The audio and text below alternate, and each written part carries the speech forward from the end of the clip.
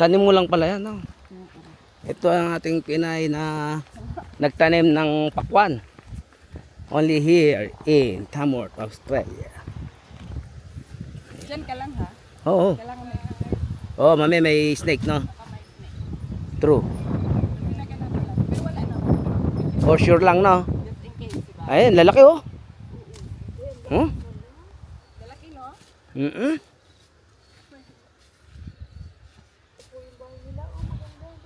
Alam mo paano mag-check kung hinog na yung watermelon?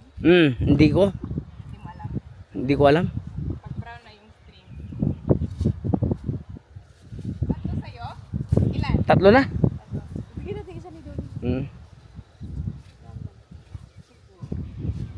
Ito mga to, tanim mo rin to mga to, gulay. Eh mga yan.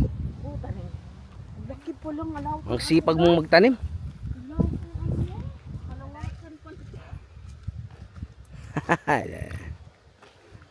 Yung mga tanim niya, oh. Sabi ko nakita kita sa ano eh. Sabi ko, hindi yun. Sabi ko gano'n. Mori, nakita kita sa ano mo eh. Sa? Sa Facebook. Kailan? Yata yun. Wala, hindi ko alam. Sa'yo pala. Akala ko naki-harvest ka lang. Akala ko naki-harvest ka lang. Oo, akala ko naki-harvest ka, bebenta mo. Yung pala, sa'yo pala. Nagana ba? Si Alin? Rock melon. Pero hindi pa siya ready. Maghahanap tayo yung brown yung thick.